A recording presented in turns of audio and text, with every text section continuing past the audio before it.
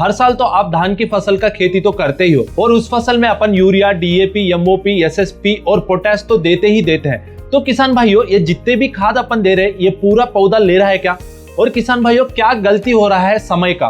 क्योंकि जब समय सही नहीं रहेगा तो खाद अच्छे से पौधा को नहीं जाएगा। तो सही समय ये खाद देने का क्या है? और आज की समय ये धान की फसल में जो आयरन डेफिशिएंसी बहुत ज्यादा दिख रहा है, इसको पहले से ही पहचान के कैसे कंट्रोल करना चाहिए, ये सारे बातें आज अपन बात करने वाले हैं। तो किसान भाइयों, चालू करते हैं वीडियो को। तो किसान भाइयों, खाद के बारे में जानने से पहले अपन को एक बात जानना है, वो है गहरी जुताई। इस फसल लगाने से पहले किसान भाइयों, वो जमीन पे गहरी जुताई करना बहुत जरूरी है। क्योंकि किसान भाइयों, आप देखेगा तो हर साल अपन तो खेती करते ही है और DAP, MOP, urea, SSP, potash करके बहुत सारे खाद जमीन में दे देते हैं। पर किसान भाइयों, ये जितने भी खाद अपन फसल को दे रहा है, पूरी मात्रा पौधा नहीं लेता है। तो ये क्या होता है किसान भाइयों, जो भी खाद आप जमीन में दे रहे हो, जितना पौधा इस्तेमाल कर लेगा उतना कर देता है। उसके बाद जो भी न्यूट्रिएंट्स रहता है वो जाके एक जगह सेटल हो जाता है, मतलब एक जगह रह जाता है। यही किसान भाइयों एक लेयर बना देता है जमीन के अंदर। उस लेयर में जो खाद है वो पौधा नहीं ले पाता है आगे जाके।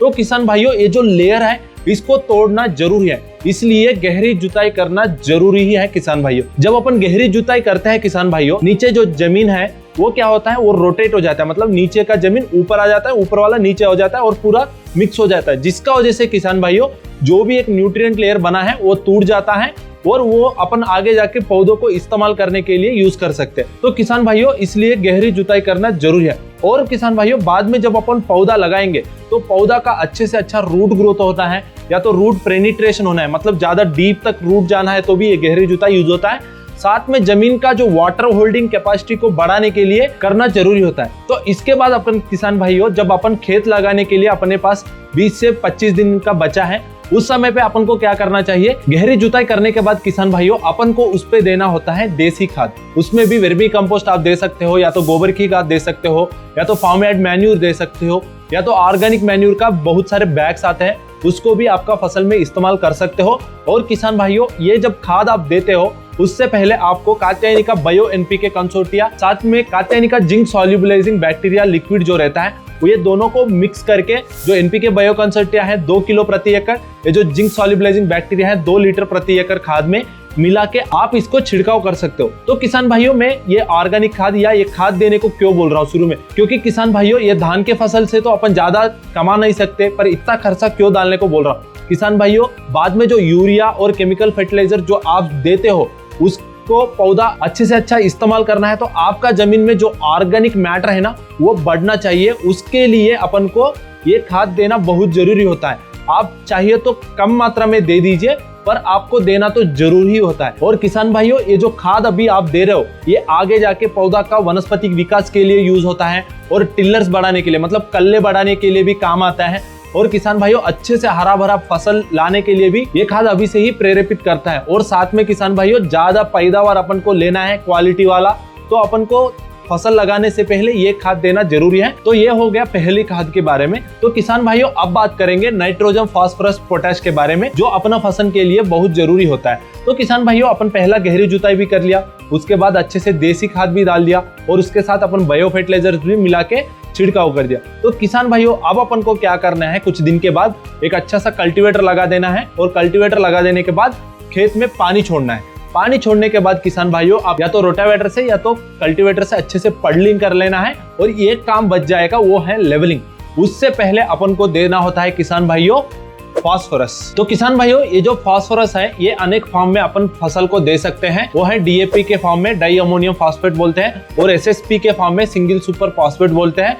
और किसान भाइयों, एक और फॉर्म है प्रॉम, जिसमें फास्फोरस रिच ऑर्गेनिक मैन्यूर रहता है। ये तीनों फॉर्म में अपन फसल को फास्फोरस को दे सकते हैं किसान भाइयों। एक बात ध्यान रख लीजिए, जो भी जितना भी फास्फोरस अपना फसल को देना है, वो सारे किसान भाइयों लेवलिंग से पहले ही अपना फसल में देना जरूरी है। क्योंकि ये जो भी फास्फोरस अपन दे रहा है, ये एक न्यूट्रिएंट है और एक एलिमेंट है, ये एक इमोबाइल एलिमेंट है किसान भाइयों। मतलब एक बार आप फास्फोरस को फसल में दे दिया ना, ये आगे जाके पौधा इस्तेमाल नहीं कर पाता है। इसलिए किसान भाइयों, अपन को लेवलिंग से पहले ही देना है। उस टाइम में आप देगा ना किसान भाइयों, अपन क्या करते हैं, लेवलिंग के बाद डायरेक्ट ट्रांसप्लांटिंग कर देते हैं।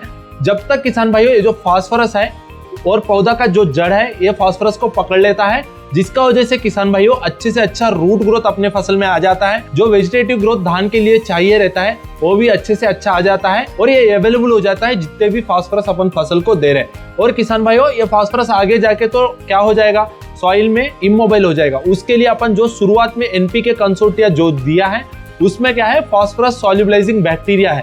ये जो बैक्टीरिया है ना किसान भाइयों, फसल में देने के बाद 60 से 80 दिन तक ये अच्छे से काम करता है।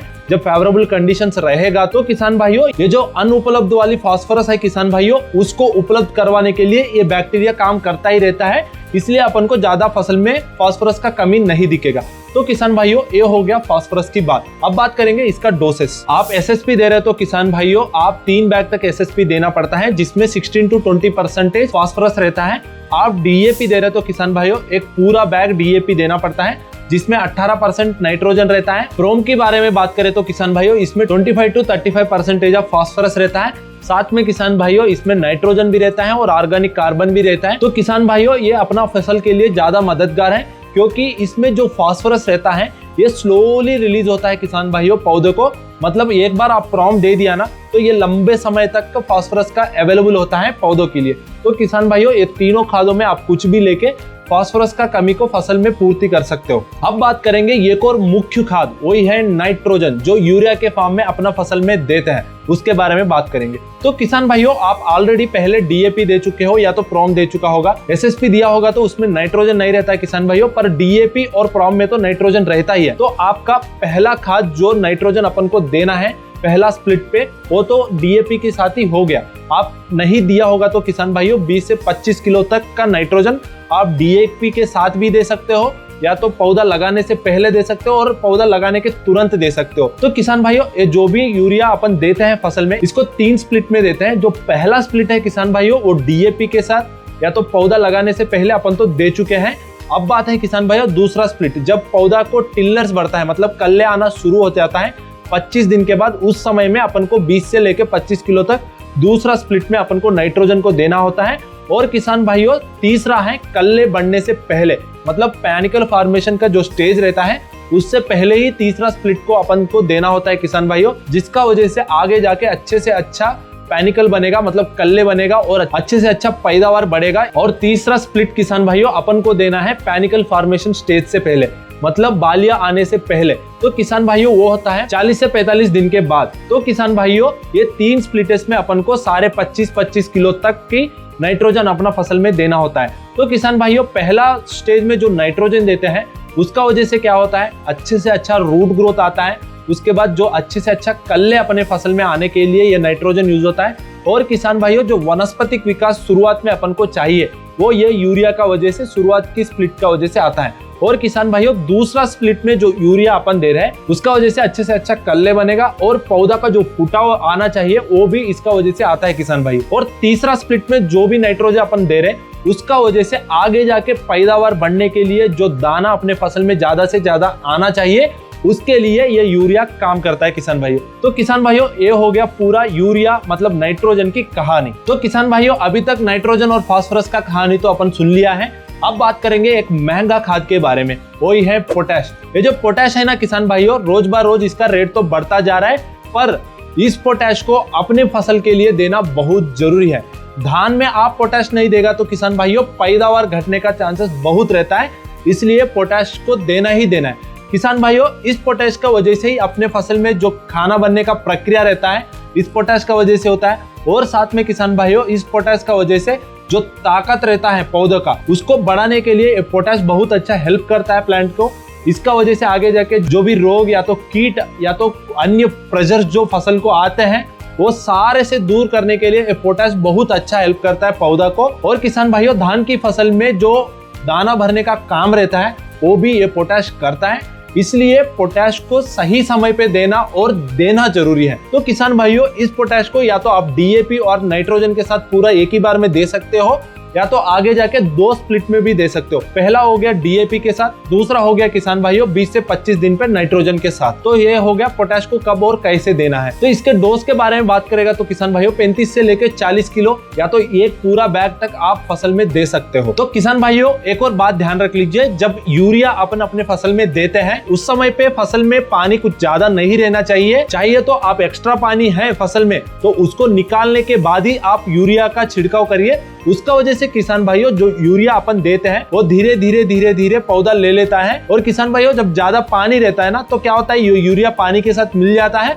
और जल्दी नीचे चला जाता है, उसका वजह से पौधा इसको इस्तेमाल नहीं कर पाता है।